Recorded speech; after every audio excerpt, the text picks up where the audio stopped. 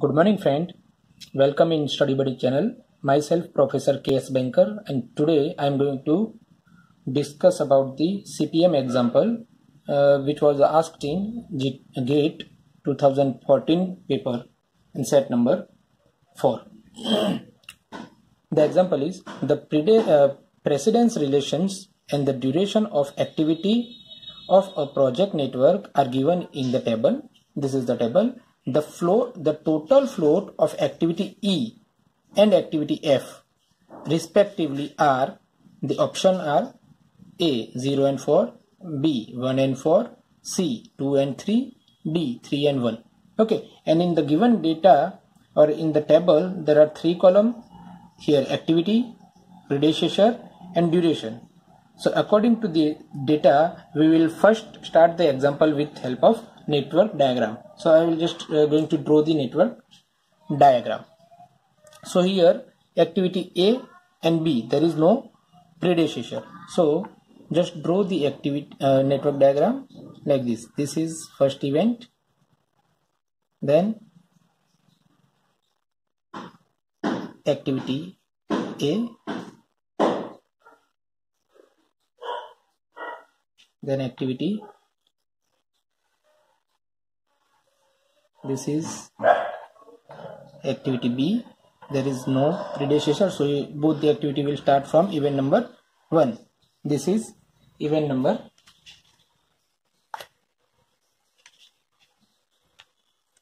1. This is 2. This is 3. Now the activity C, predecessor A. So this is A.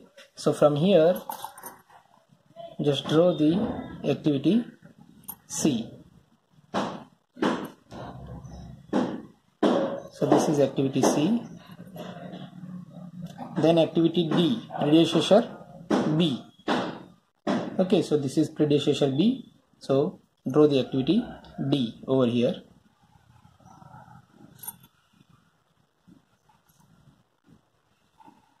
This is activity D, and continuously you just write the event number also: 1, 2, 3, event number 4 and event number 5. Okay, then activity E and F. So activity E, there is a predecessor is C. So where is C? This is C. Okay, and here you just keep in your mind activity D and E will merge. Activity D, this, and whatever you draw the E will merge in this event. So I will draw the activity E in direction of this, so D and E will be merged. So this is activity E. From here I will draw the activity E.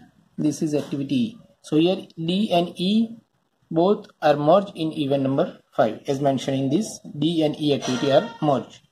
Now F, predecessor C.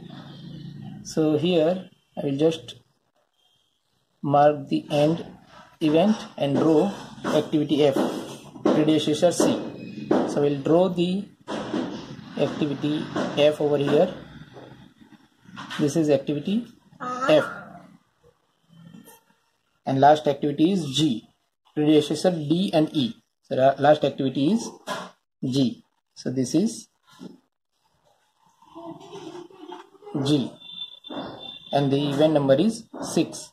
This is event number 6. Okay, so this is our network diagram. So according to the data, we have drawn the network diagram. Now we have to calculate the total float of activity E and F.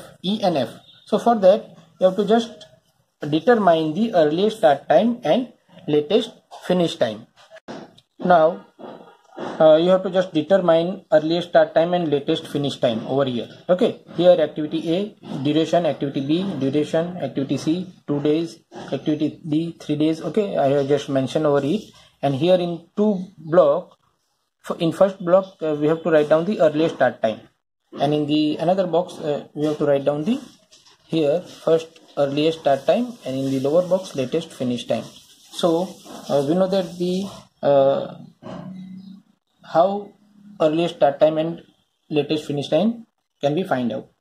For determination of earliest time, take the 0 for the first event. Now 0 plus 2 means earliest start time of tail event plus duration. So 0 plus 2 is equal to 2. Then 2 plus 2 is equal to 4.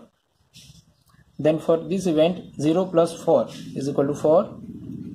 Then 4 plus 3. Here two activity are coming. So take the maximum. 4 plus 3 7 and 4 plus 2 6. So 7 is maximum. So take the 7. For last event again just calculate the maximum. 4 plus 4 8 and 7 plus 5 12. Okay, so take the maximum 12. Now take the earliest start time of last event is equal to latest finish time of last event. So take the same. So 12. Now find out the or determine the latest finish time. So here latest finish time is equal to latest finish time of head event minus duration.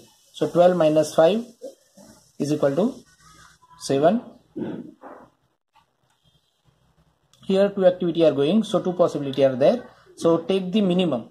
To determine the latest finish time, take the minimum one. So 12 minus 4 8 and 7 minus 2 5. So 5 is minimum. So write down 5. Then 5 plus 2 3.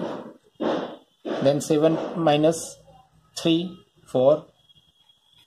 Okay, so we have calculated all the earliest start time and latest finish time. Now here 3 minus 2 1 and 4 minus 4 0. So take the minimum one 0. Okay, so where all the value means both the value earliest start and latest finish are same, that is a critical path. But in our example we have to only find out the total float of E and F. So the equation of total float is total float of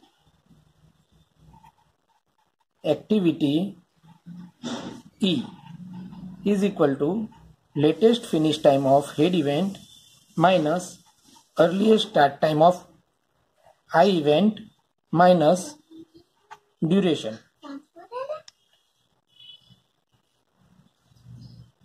Is equal to latest finish time for this event E, latest finish time of head event 7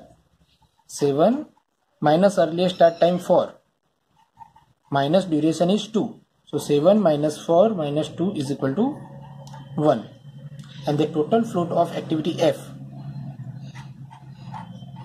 total float of activity F is equal to latest finish time of head event minus earliest start time of I minus duration. Now for F event, this is F. So latest finish time of head event is 12 minus earliest start time 4 and minus duration is 2. So 12 minus 4, duration is 4. Okay, so 12 minus 4 is equal to 4. So 1 and 4, total float of E and F are 1 and 4. So our answer is B, 1 and 4. This is our answer, 1 and 4. Okay. Thank you very much all of you.